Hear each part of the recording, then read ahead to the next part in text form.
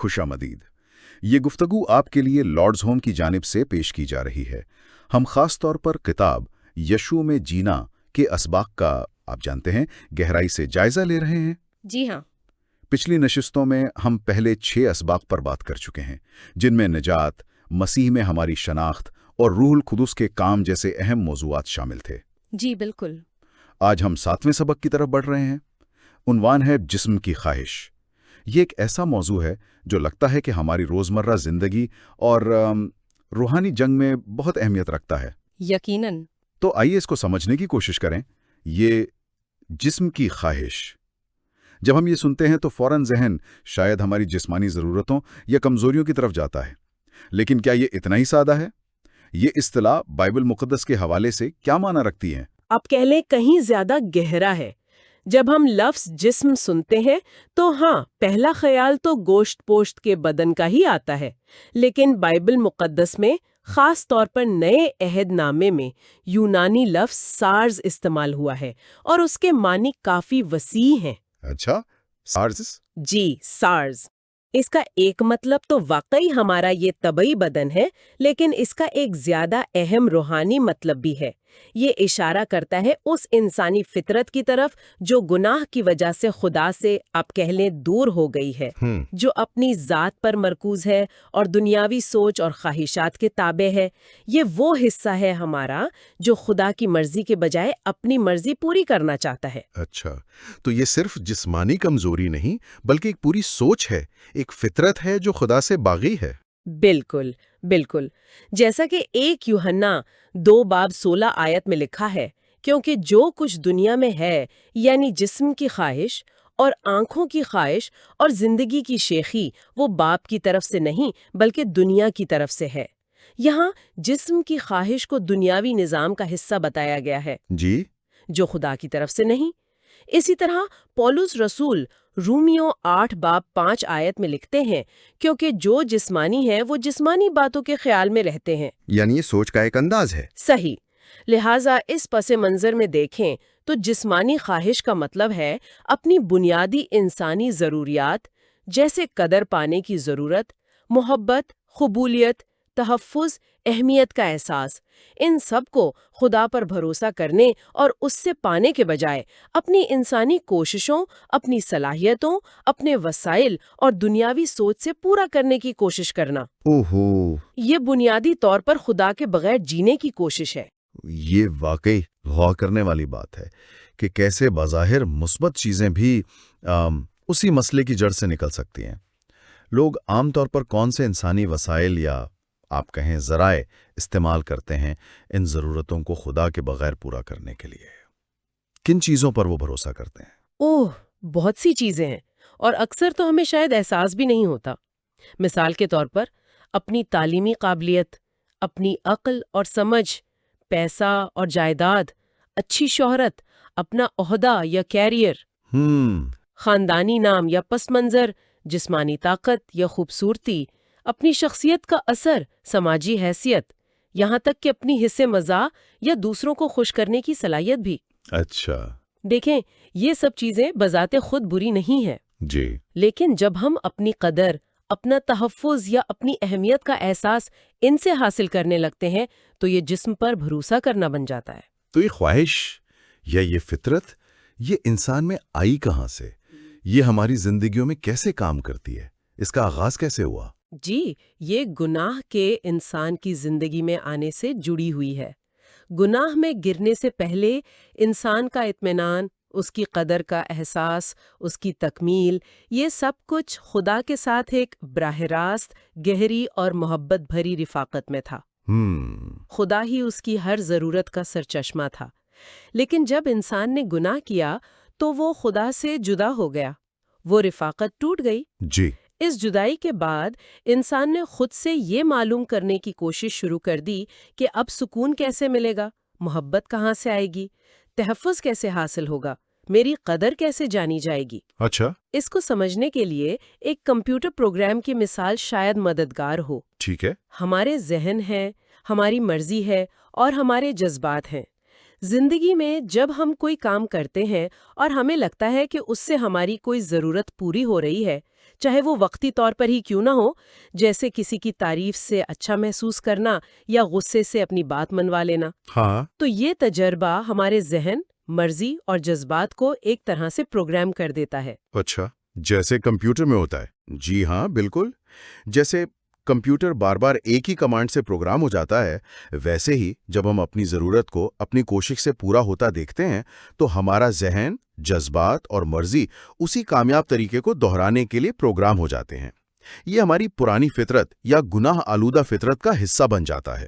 تو یہ ایک طرح کا خودکار رد عمل بن جاتا ہے، ایک سائیکل کی طرح؟ جی ہاں، بالکل۔ یہ ایک چکر کی صورت میں کام کرتا ہے اور پھر مضبوط ہوتا جاتا ہے۔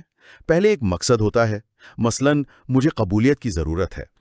پھر ایک توقع بنتی ہے کہ اگر میں لوگوں کو خوش رکھوں گی تو وہ مجھے قبول کریں گے۔ 3.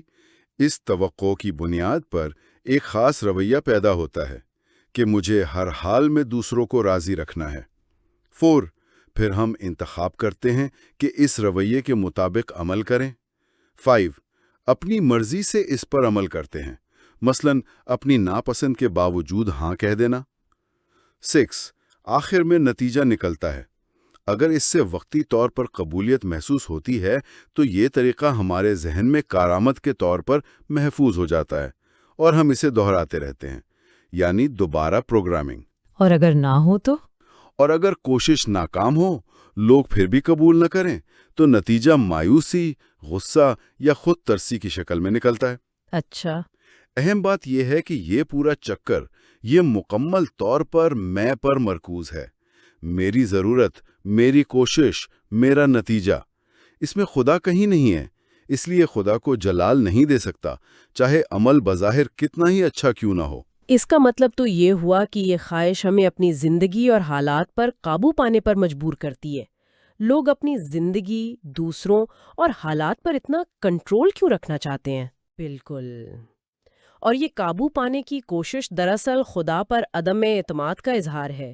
یرمیہ 17:5 آیت میں خداوند کا کلام کہتا ہے، ملعون ہے وہ آدمی جو انسان پر توکل کرتا ہے اور بشر کو اپنا بازو جانتا ہے اور جس کا دل خداوند سے برگشتہ ہو جاتا ہے۔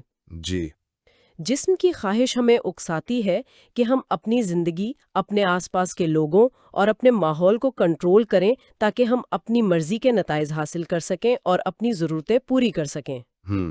اس کنٹرول کے پیچھے کئی مقاصد چھپے ہوتے ہیں۔ مثلاً 1. ہم کامل اور بے عیب نظر آنا چاہتے ہیں تاکہ اپنے بارے میں اچھا محسوس کر سکیں۔ 2. ہم اپنی ناکامیوں اور کمزوریوں کو دوسروں سے اور حتیٰ کہ خدا سے بھی چھپانا چاہتے ہیں تاکہ لوگ ہمارے بارے میں اچھا سوچیں اور ہمیں رد نہ کریں۔ صحیح۔ 3. ہم شرمندگی اور نامنظوری کے درد سے بچنا چاہتے ہیں اور قابل قدر محسوس کرنا چاہتے ہیں۔ اور 4. اور ہم اپنے اندر کے جرم اور شرمندگی کے جو تکلیف دہ احساسات ہیں ان کو دبانے یا نظر انداز کرنے کی کوشش کرتے ہیں۔ یہ قابو پانے کی کوشش عملی زندگی میں کن رویوں کی شکل اختیار کرتی ہے؟ کیا اس کی کچھ عام مثالیں ہیں؟ جی، یہ کنٹرول کرنے والے رویے بہت عام ہیں اور یہ 2 بنیادی انداز میں ظاہر ہوتے ہیں۔ ایک فعال، ایکٹیو یعنی جارحانہ یا براہ راست انداز، اور دوسرا غیر فعال یعنی بالواسطہ یا خاموش انداز۔ اچھا، فعال اور غیر فعال۔ جی، فعال کنٹرول کی کچھ مثالیں یہ ہیں: غصہ دکھانا، چیخنا، چلانا، دوسروں پر تنقید کرنا یا ان میں نقص نکالنا، ہر بات پر فیصلہ سنانا، اپنی بات منوانے کے لیے بحث کرنا یا زبردستی سمجھانے کی کوشش کرنا، شکایتیں کرنا، اپنے غلط کاموں کے لیے بہانے بنانا، دوسروں کو دھمکانا یا ڈرانا، طنز کرنا۔ یہ سب طریقے ہیں جن سے لوگ دوسروں کو اپنی مرضی کے مطابق چلانے کی کوشش کرتے ہیں۔ اور غیر فعال کنٹرول تھوڑا زیادہ آپ کہہ لیں چالاکی والا ہوتا ہے۔ اچھا، اس کی مثالیں ہیں سزا کے طور پر خاموشی اختیار کر لینا یا بات چیت بند کر دینا، ناراضگی دکھانے کے لیے پیار یا توجہ روک لینا، عام باتیں چھپانا یا راز رکھنا، دوسروں کو احساس جرم دلانے کے لیے مایوسی یا دکھ کا اظہار کرنا، جسے مگرمچھ کے آنسو بھی کہتے ہیں۔ جی جی، اپنے مقصد کے لیے دوسروں کی ہمدردی حاصل کرنا یا ان کو استعمال کرنا، چاپلوسی کرنا، یہ طریقے بھی دوسروں کو کنٹرول کرنے کے لیے ہی استعمال ہوتے ہیں، بس انداز مختلف ہوتا ہے۔ یہ تو واقعی ایسے رویے ہیں جو ہمیں روزمرہ تعلقات میں، کام کی جگہ پر، خاندان میں، اور افسوس کے ساتھ بعض اوقات اپنے اندر بھی نظر آتے ہیں۔ کیا یہ رویے اور یہ جسم کی خواہش نسل در نسل بھی منتقل ہوتی ہے؟ کیا یہ ہمیں وراثت میں ملتی ہے؟ جی ہاں، بائبل اس بات کی تصدیق کرتی ہے۔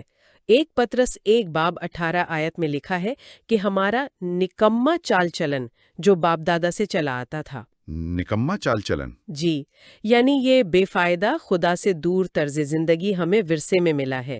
یہ صرف انفرادی مسئلہ نہیں بلکہ نسل در نسل منتقل ہونے والا رجحان ہے۔ اچھا۔ ہمیں اس کی مثالیں بائبل میں خاندانوں کی تاریخ میں نظر آتی ہیں، جیسے ابراہم نے خوف کی وجہ سے اپنی حفاظت کے لیے جھوٹ بولا کہ سارا اس کی بہن ہے۔ ہاں، یاد ہے، پیدائش میں۔ جی، پیدائش 12 اور 20 میں۔ پھر بالکل ویسی ہی صورتحال میں اس کے بیٹے اسحاق نے بھی وہی جھوٹ بولا، پیدائش 26 میں۔ اور پھر اسحاق کے بیٹے یعقوب نے ذاتی فائدے کے لیے اپنے باپ اور بھائی کو دھوکہ دیا، پیدائش 27 میں۔ اوہو، ہاں۔ یہ ظاہر کرتا ہے کہ خوف، عدم تحفظ اور اپنی ضرورتوں کو غلط طریقوں سے پورا کرنے کے یہ رجحانات نسل در نسل چل سکتے ہیں۔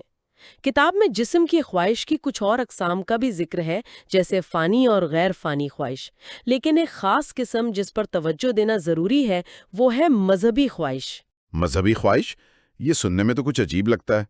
مذہب تو اچھی چیز ہے، پھر یہ جسم کی خواہش کیسے ہو سکتی ہے؟ یہ خدا کی مرضی پر چلنے سے کیسے مختلف ہے؟ یہ ایک بہت اہم نکتہ ہے اور اکثر غلط فہمی کا شکار ہوتا ہے۔ مذہبی خواہش بھی دراصل جسم کی خواہش کی ہی ایک بہت چلاک اور دھوکہ دینے والی شکل ہے۔ اچھا۔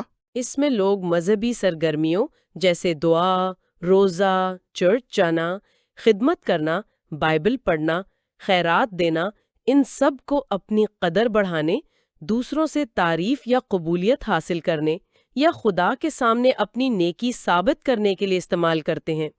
یہاں بھی مرکز انسان کی اپنی ذات ہوتی ہے، خدا نہیں۔ فرق نیت کا ہے۔ نیت کا فرق؟ جی، یاد کریں 1 سموئیل 16 باب 7 آیت، جہاں خدا سموئیل سے کہتا ہے، انسان ظاہری صورت کو دیکھتا ہے پر خداوند دل پر نظر کرتا ہے۔ یسوع مسیح نے متی 6 باب 1 آیت میں خاص طور پر خبردار کیا، خبردار اپنی راست بازی کے کام آدمیوں کے سامنے دکھانے کے لیے نہ کرو، نہیں تو تمہارے باپ کے پاس جو آسمان پر ہے تمہارے لیے کچھ اجر نہیں۔ تو اس کا مطلب ہے کہ باہر سے نیک نظر آنے والا کام بھی اندر سے غلط نیت کی وجہ سے خدا کو پسند نہیں؟ بالکل۔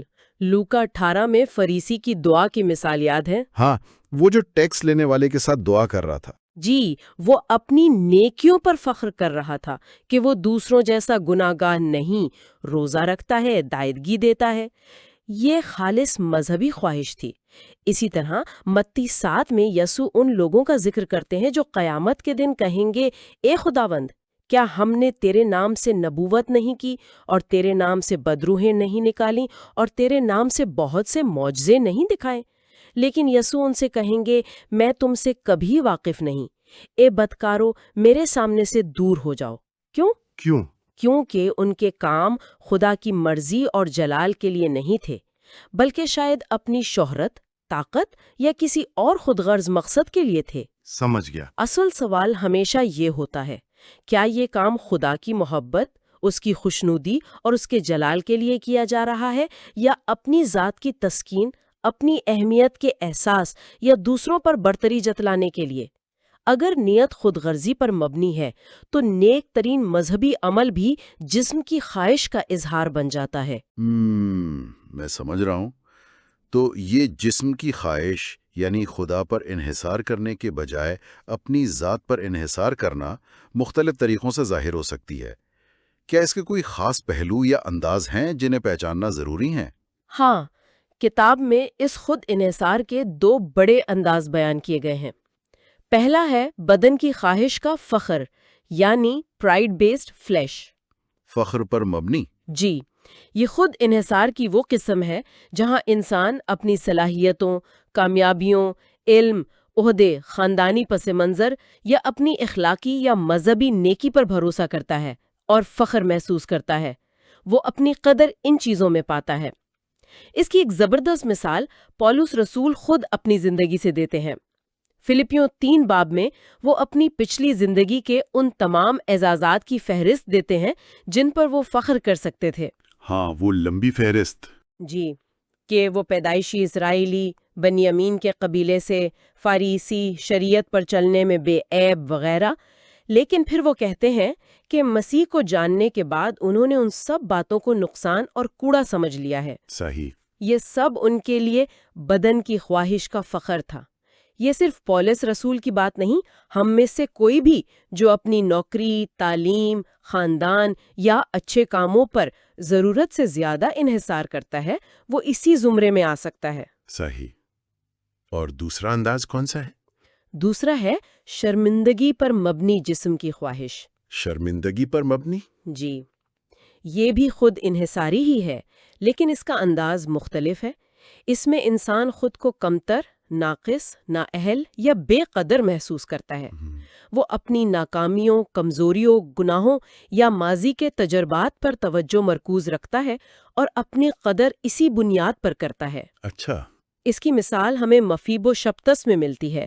جب داؤد بادشاہ اس پر مہربانی کرنا چاہتا ہے تو وہ جواب میں کہتا ہے، تیرا بندہ ہے کیا چیز جو تو مجھ جیسے مرے کتے پر نگاہ کرے۔ ہاں، 2 سیموئیل میں۔ جی، 2 سیموئیل 9 باب۔ وہ اپنے قدر، اپنی معذوری، لنگڑاپن اور اپنے شکست خوردہ شاہی خاندان کے پس منظر کی وجہ سے کم سمجھ رہا تھا۔ وہ بادشاہ کی مہربانی قبول کرنے کے بجائے اپنی شرمندگی پر توجہ مرکوز کیے ہوئے تھا۔ یہ بہت گہری بات ہے۔ یعنی چاہے کوئی اپنی کامیابیوں پر فخر کرے یا اپنی ناکامیوں پر شرمندہ ہو، دونوں صورتوں میں مسئلہ ایک ہی ہے، خدا پر بھروسہ کرنے کے بجائے اپنی ذات پر انحصار کرنا۔ یہ دونوں ایک ہی سکے کے 2 رخ ہیں۔ بالکل درست، بالکل درست کہا۔